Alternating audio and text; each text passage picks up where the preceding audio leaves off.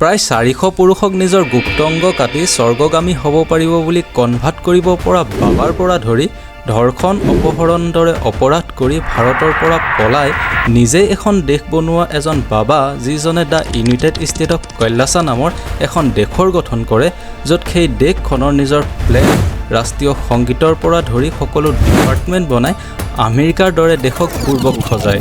হয়, ভাৰতৰ ফেক বাবাৰ কাহিনী শুনিলে আপোনাৰো চকু কপালত উঠিব।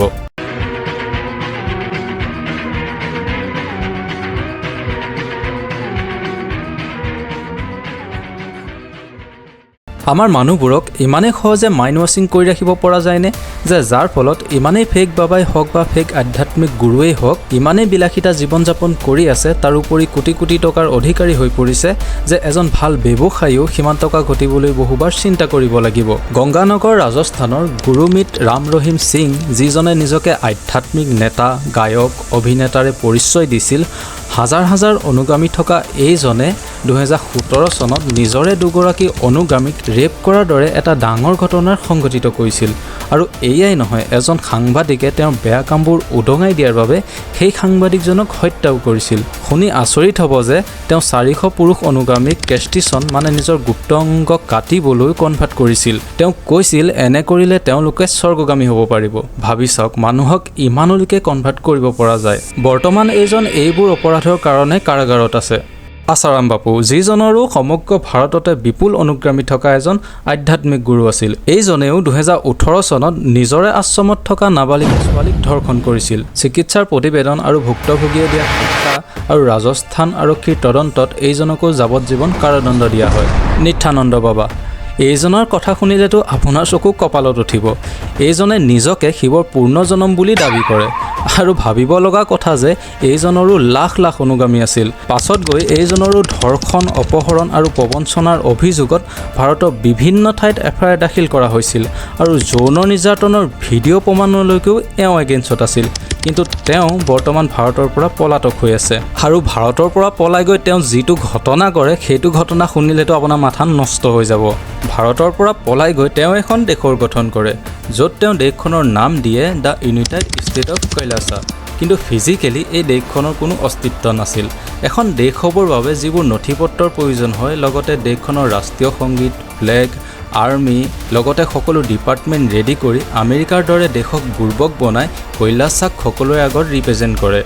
I'm here representing the United States of Kailasa. I'm the permanent ambassador, Vijaypriya Nityananda.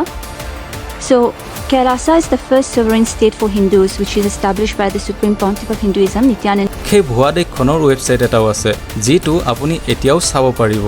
এতিয়াও ৱেবছাইটটো এক্টিভ হৈ আছে। তাত কোনো পইচাৰ প্ৰয়োজন নোহোৱাকৈ মাত্ৰ দুটামান ক্লিক কৰিয়ে তাৰ নাগৰিকত্ব ল'ব পাৰি। সকলোবোৰ ঠিকে ঠাকে হৈ যোৱাৰ পাছত এতিয়া তেওঁলোকক মাটিৰ প্ৰয়োজন হৈছিল। সেই মাটিৰ বাবে তেওঁলোকে এমাজনৰ কিছুমান ট্ৰাইবেল মানুহৰ ওচৰত যায়। সেই ট্ৰাইবেল মানুহবোৰৰ পৰা 1000 বছৰৰ বাবে বছৰি $2 লাখ দি মাটি লিজত লোৱাৰ কথা চুক্তি কৰে। সকলোবোৰ ঠিকে ঠাকে হৈয়ে গৈছিল। তেনেকুৱাতে এজন সাংবাদিকে তেওঁলোকৰ এই 2 নম্বৰী কাহিনীবোৰ সকলোৰে আগত উদঙাই দিয়ে। তাৰ পাছতে তেওঁলোক নোহোৱা হৈ পৰে।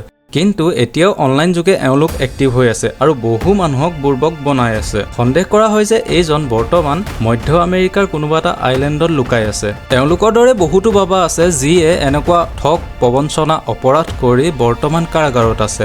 আৰু এনেকুৱাও বহু বাবা আছে যি এতিয়াও মুকলি আকাশৰ তলত নিজৰ বজাৰ বহাই বহু মানুহক ঠগ, প্ৰবঞ্চনা কৰি বহু টকা লুটি-পুটি আছে। এতিয়া সকলো সাৱধান হ'ব হ'ল এনেকুৱা ঠগ, প্ৰবঞ্চনা বাবাৰ পৰা বাচি থাকিবলৈ। আপোনাৰ কষ্টৰ টকাকেইটা এনেকুৱা এজন বাবাৰ হাতত দি নিদিব যিজনে নিজৰ বিলাসিতা জীৱন উপভোগ কৰিবৰ বাবে আপোনাৰ এই টকাকেইটা বেয়া ব্যৱহাৰ কৰে। আপোনাৰো যদি সঁচাকৈ এজন ভাল গুৰুৰ প্ৰয়োজন হৈছে তেন্তে আপুনি এনেকুৱা এজন ব্যক্তিৰ ওচৰত যাওক যিজনে কোনো বস্তুৰ প্ৰতি মোহ নকৰে, প্ৰেম আৰু প্ৰজ্ঞাৰে আপোনাক অনুপ্ৰাণিত কৰে। আপুনি এনেকুৱা এজন ব্যক্তিৰ কাষ নাচাবিব যিজনে নিজেই মোহ মায়াৰ পৰা নিজকে আঁতৰাব পৰা নাই আৰু আপোনাক জ্ঞান দিবলৈ আহিব। আপুনিও আপোনাৰ বিবেক আৰু বুদ্ধিৰে ভাল বেয়া দুয়োটা বিচাৰ কৰিবলৈ শিকক আৰু এনেকুৱা প্ৰবঞ্চনাৰ পৰা বাচি থাকক। আকৌ আহিম এটা নতুন ভিডিঅ'ৰ সৈতে। আজিলৈ আহিছোঁ। জয় আই অসম।